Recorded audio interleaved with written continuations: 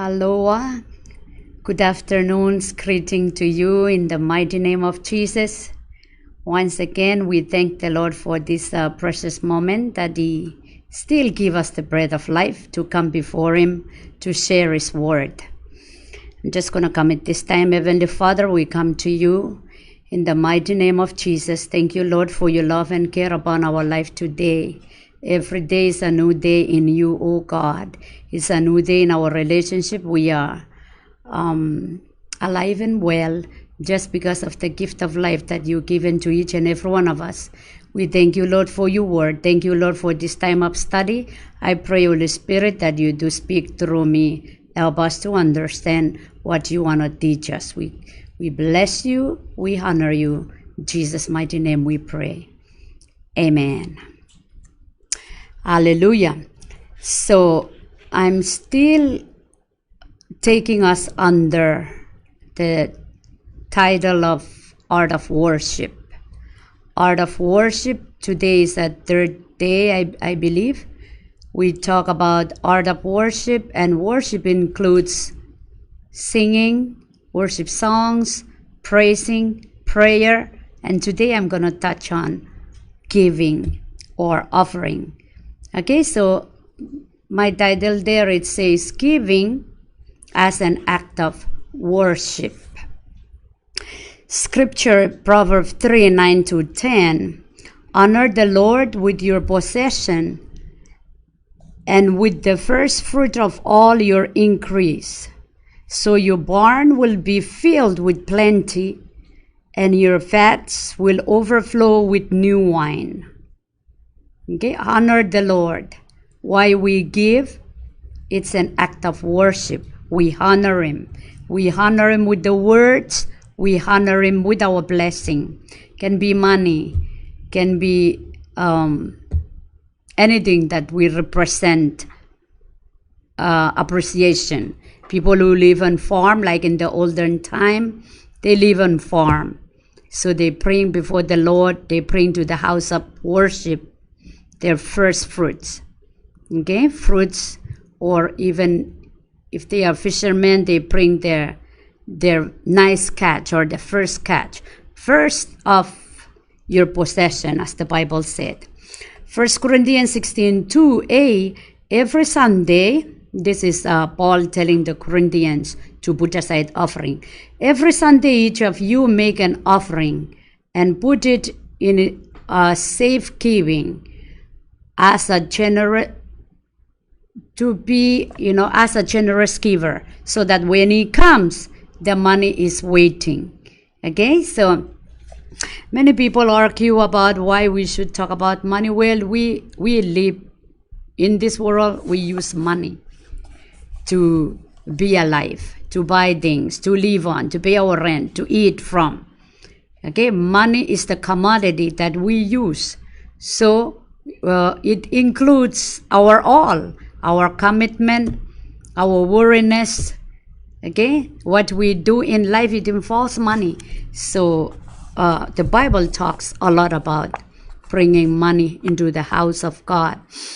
God is a giver, and it should be normal for Christians to give. When we give, it demonstrates that we honor God and acknowledge Him as our true source. Okay, for you and me bringing our offering, I'm going to talk later on about kinds of offering, but this part or the sharing today is just general giving. When we bring our offering, it's an expression, that we acknowledge that He's the one give us what we live on. He's the source. That's why we come and offer Him parts of what He bless us with. It is impossible to worship without giving. Okay, I already touched this point before I come to the Lord, before I give my heart to Jesus. Offering is nothing. Offering is a ritual. Offering has no value for me as a person. But when I give my life to the Lord and learn about offering, I'm talking about money, means it's respective, honorable, and it's an expression of our heart. Okay, so giving is important part of Christian walk. Giving something that can be exercised and developed as we are in Christ. The old Bible consistently portrayed giving as an act of worship. In the Old Testament, the Israelites would offer the first fruit of their produce and the best choice of their livestock as the offering to the Lord. In the New Testament, they would set aside a time on Sunday to give portion of their increase. Okay, this is the reason why we have offering in church. Okay, we're gonna just preach. We are descendants of Bible-believing family who lay down the foundation, who walk this faith before us, who pass this tradition of faith ahead of us. Okay, they believe in the Bible, they live the Bible, they walk the Bible. So you and me, as we come, yesterday I was sharing that Christian life is a disciplined life. Discipline means I bring my life into what the Word says and abide and obey. Okay, so the subtitle that I put up there, why we give. Why we give.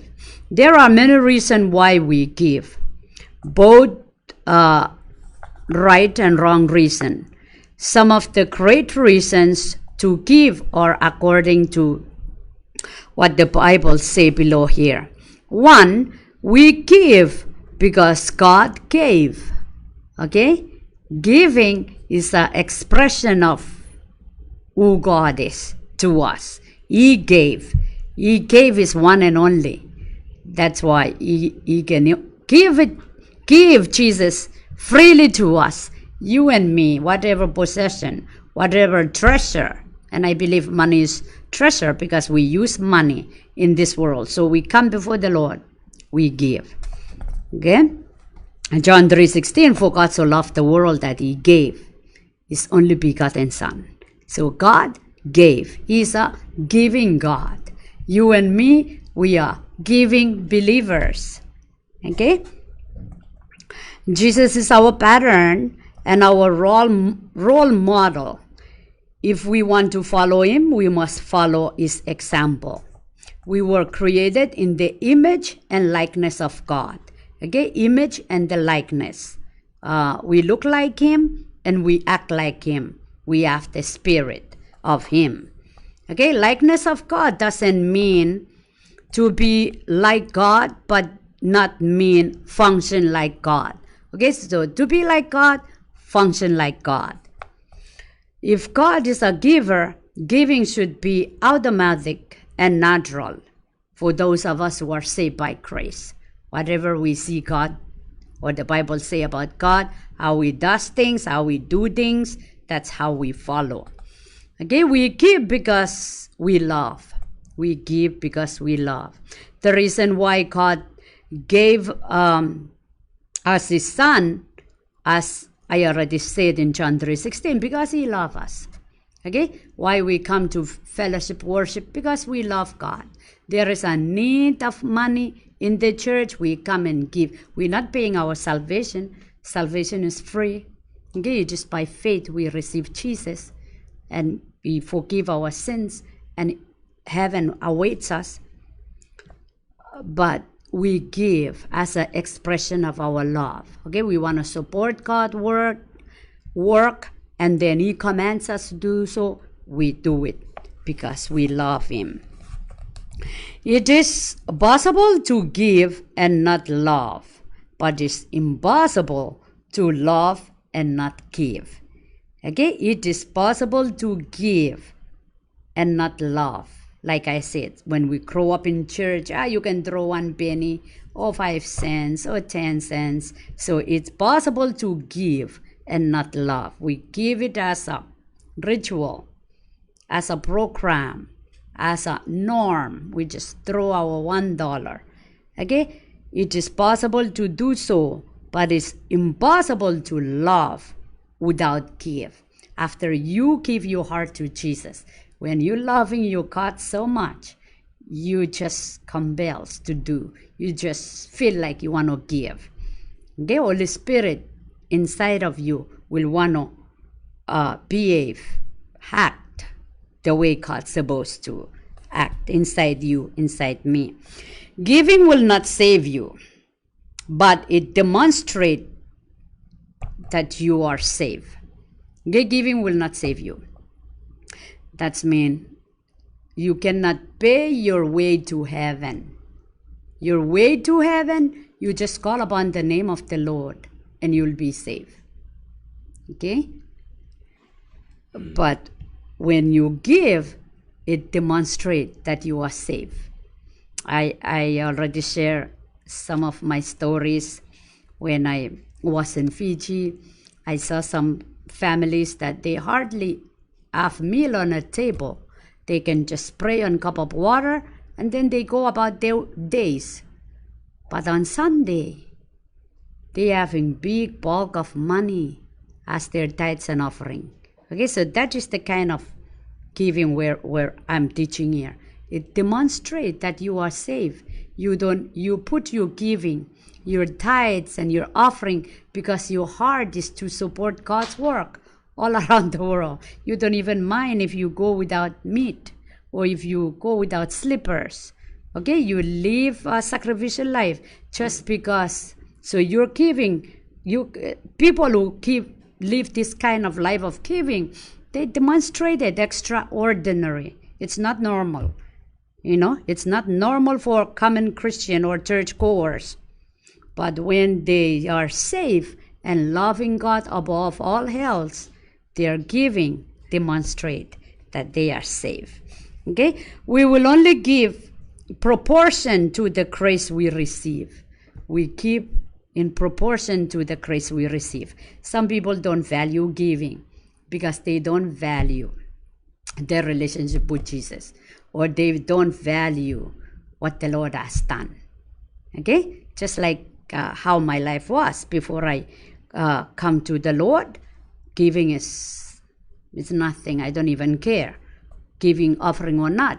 Or even if I give offering, it's just for wrong motive. For people to see me put something in the collection basket. It's not from my heart. Okay? It's not something that I reference. It's not something that I'm afraid if I don't do it. Okay?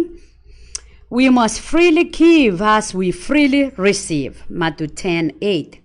Unbeliever will struggle to give because he has not received grace. Okay, the grace that you receive from the Lord will automatically move your hand to give beyond the norms of life. If we love God, we will also love His work.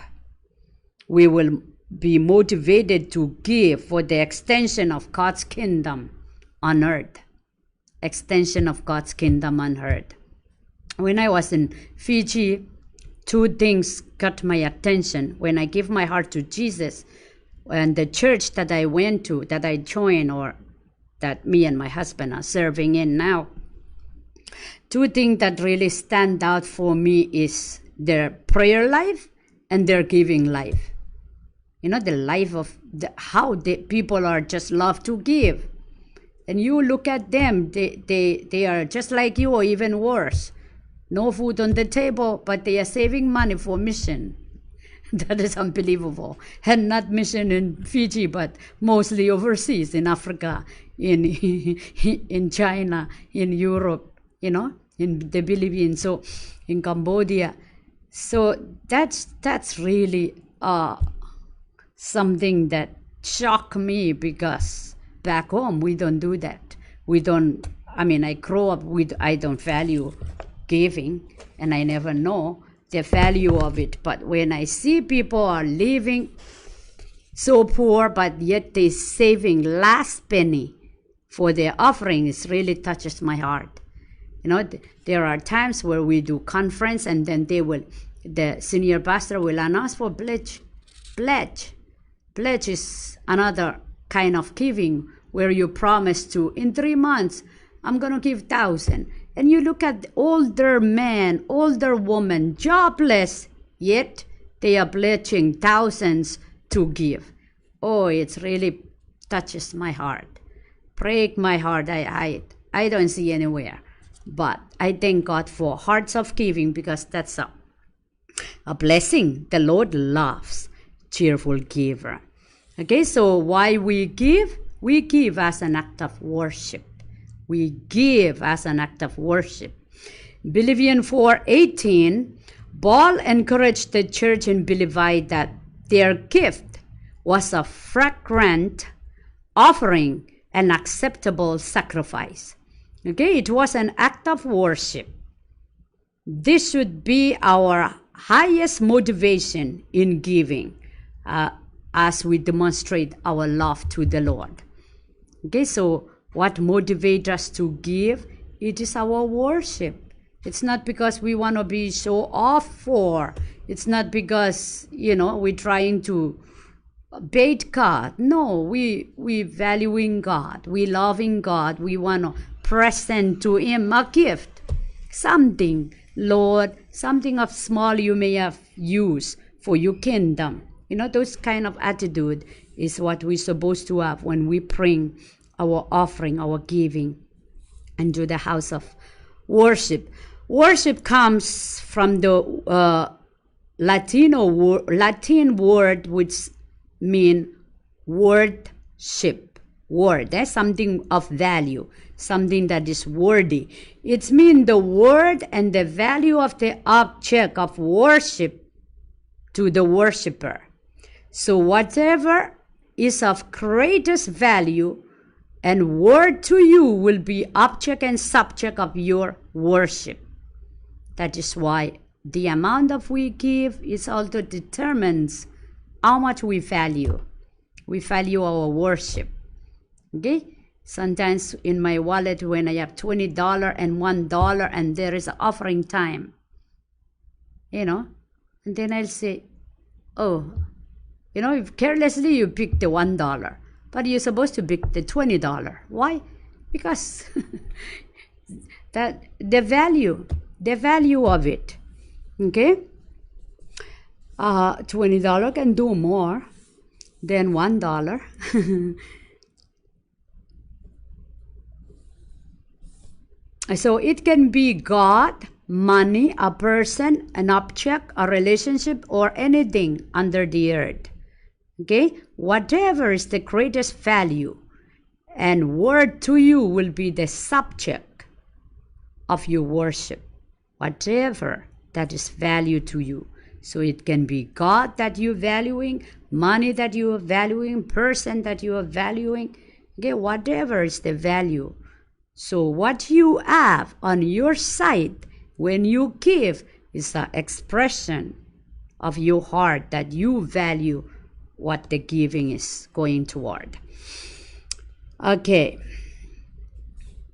Important question is, how much is God worth to you? He worth our all. He's supposed to worth our all. The Bible commands us to love the Lord with all our heart, all our soul, all our strength. All our heart, all our soul, all our strength. Okay, so our giving is an expression of that. To me, when we can just ask God, and we cannot give, I don't know. I just feel awkward about that. I feel like, we're missing something. We should cover our asking. We should seal it with our offering and present it to the Lord. That's how. Because He loves us so much. He gave His Son to us. And we just come and asking or demanding and, telling Him, give me this, give me that. And when He bless us, we cannot even bring back as an expression of our token appreciation. There are many kinds of giving I'm going to share later on, but this is just general giving. We give as an expression of our worship. All right, and our love. We must love God and use money, and not love money and use God. Okay, we must love God and use money to serve God. Money must be placed in the pocket so that it is easy to give and not placed in the heart. Okay, we don't put money in the heart. Verse Timothy 6:10, for the love of money is the root of all kinds of evil. Money is not evil, but the love of it. That's why I believe when we practice giving, it protects our love for money. But if we always save, then we're going to build up this ungenerous heart. Okay, don't want to give because all we know is save. Save to us, save to our future, save to our own family. But the giving, the more we give, it protects our heart from being greedy. Okay? All right. Matthew 6:24, you cannot serve God and mammon. Money is good servant and bad master. Okay? You and me, if we business owner, we know we want to create money so we can fund God's work. Okay? If we have a job so we can eat, feed our kids so we don't steal, and then we can use money to bless others. We don't want to be limited. God give us the ability, okay, to create wealth. He give us the wisdom, the understanding, the strength, and that's Matthew 22, when he commands us to love him with our strength. He give us strength in our body. We go out there, we work, or we run our business, and then we give him back. That is the expression of loving him with the strength. Okay? Because we go work, we got pay. We work, we use our strength. And how am I loving God in my strength? Expression of the giving we do. Okay? You cannot serve God and mammon. Money is a good servant, a bad master. Give it as a servant and it will serve us. Give it as a servant, not God. Okay? Don't let it drive us and be the decision to make in our life. Okay? Some people limited to give because of their dependency is upon that money. No. If we depend on God and we use money to do things, God will continue to pour into our life because He's the one who gives. Okay? So next subtitle that I put up there is Giving Helps You to Worship. Giving helps you to worship. Luke 12:34. For where your treasure is, there your heart will be also. It means there is a direct relationship between the treasure and the heart. They are inseparable.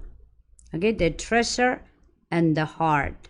When you give your money to the kingdom of God, that's expression of your heart to God, that you love Him and your treasure is there. You give your money there.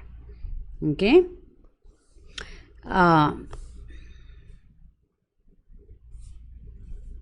If we spend most money on material things, the spirit of materialism will continue to affect us. This is very true. So it says, where your treasure is, your heart will be also. So if I'm giving a lot to the mission field, my heart will always thinking about lost souls, because God back up His word. But if all I do is get my money and I eat it all and I buy everything about worldly material things, my heart will be there also. Okay? So those of us who don't have passion to make disciples, passion to share our faith, start with giving. Okay? Increase our giving, because He promised, where you're putting your treasure, my treasure is money, I'm putting in church, that is doing God's will, then automatically their blessing is mine. I'm partaking in that what they do. Okay? But if we learn to give to God's kingdom, it will birth generosity, thanksgiving, holiness, openness, adoration, and can draw our heart closer to God. Some people, I should say, some church, Christian, born again, they'll be giving their money, tithes, offering, giving, expecting money to come. When it's not the way they expect, they stop going to church. It's so sad because God, when He rewards us, not just in money, okay, He rewards us with faith. He rewards us with protecting our things so it don't break down because He already promised. Okay, He respond to our giving in the promises that He already tell us that He should do if we give. So the blessing of the Lord, He bless us with our faith. That's why we're able to stand. That's why we're able to pray for the sick, they got healed. Why? Because you keep on giving your offering, and the Lord bless you with anointing. The Lord bless you with peace, with love, and for you loving Him back. Many people, they're struggling to love God or even have faith. But because you act upon your faith and your obedience, God is blessing you with other things, other spiritual blessing. But because we give money and we feel sorry that we give more than we're supposed to, we expect money to come. Money will come if we never question God. And it will come in the perfect timing where He knows the best time for us. Okay? Important thing is for us to guard our heart because God knows our tomorrows and God knows what is best for us. He cannot give us more than we need if we don't grow up spiritually. Because what we expecting Him to give us when we don't really love Him, whatever the blessing that we will be desiring for Him to give us, gonna come and destroy us. Example, if I don't really love God, if I'm not so mature in my stewardship or understanding, and He blessed me with million, I may run off with my faith, and God knows that. So when He delay things, it is for your good and my good. It's not that He's against us or lying about His promises. He knows the best for us. 2 Corinthians 9:11, you will be enriched in every way, to be generous in every way, which through us produce thanksgiving to God. Giving will lead to thanksgiving and appreciation to God. Okay, our giving, it shows thanksgiving and appreciation. Okay, we give. Our giving is holy, sacred, valuable in God's eyes because it's an expression of pure heart. Okay, if we offering out of pure heart, right motive. Okay, last subtitle is Giving Reveals the Worshipper. Giving reveals the worshipper. Genesis 22:1 reveals that God tested Abraham to offer Isaac. God was simply trying to test whether Abraham's love for him was genuine. Okay? He was trying to check on Abraham's love, if he loves his son more than his God. And Genesis 22:12, for now I know you fear God, since you have not withheld your son, your only son, from me. Okay, when we read the story, Abraham was about to stab his son, already laid down on the altar. God called, Abraham, Abraham. Okay, God intervened, God stopped. And then He said, now I know you love me more than your son because you don't withhold him from me. Many times, even when we don't say it, God knows. He is like number 10 in our list. We loving our husband, we loving our children, loving our dad and mom, our friends, loving our car, and then God is way, way down there. Okay? But the moment you, not practice, I shouldn't say practice, but you confess. You confess out of your mouth, Lord, I love you no matter what. You will realize God will bless you with love of God. Rise within you, that you don't just saying in a lip service, but surely you're going to feel that there will be times where enemy will attack your mind. Oh, your son might die, or your husband might, this might be his last day. But those genuineness of your love will just express, because God honor. He sees that at least you say it, and he will back it up, putting love of God in you. Okay, that is why some people who value their time, their prayer life, they can face adversities like nothing happened. But some, when problem arises, when a loved one died, they can even angry at God like they're not born again. And it's sad. Okay? We should time that we allow God to be center of our life. Try to love him. Submit your heart and try to love him. Try to believe that he loves you. Okay? And you can pray to love him back. All the blessing we enjoy right now or is passing through us is a test. It is a stewardship test. If God can trust us to get resources and blessing through us, he will get them to you. Okay, when we pass the test, we become a channel of God blessing to others. Luke 16:10. He who is faithful, this is the last scripture. He who is faithful in the least is faithful also in the much. But other translation is say in the true riches. That's mean the true riches come from God. The small blessing that you and me receive every day, if we stay faithful in stewarding them before God by giving our offering, giving our tithe, use it wisely, God wants to see the faithfulness in it, and then he can trust us for something bigger. God give us promotion, okay, according to what we read. Promotion in his blessings, blessing of anointing, blessing of gift, blessing of money, okay? Not so much of how we can preach, but our character, our personality, our lifestyle before God. Okay, you can measure the depths of your worship by the height of your giving.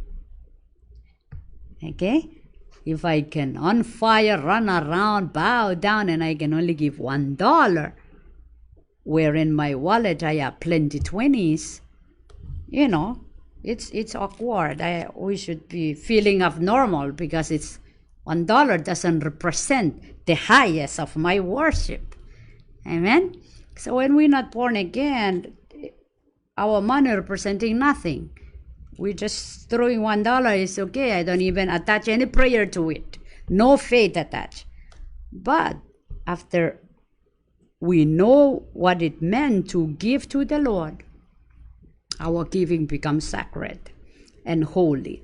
The height of building will tell the strength and the depth of the foundation. The height of building tell the strength and the depth of the foundation of your faith. Okay, so if you're someone who believe in God and your last dollar is $100 and there is a giving and you compels by the prompting of Holy Spirit, grab that $100, put it there. It's nothing. I'm trusting you, Lord, for my next meal. Okay, so because the foundation of your faith is so strong, so firm in your trust and hope and faith in your God, that he He loves what you do.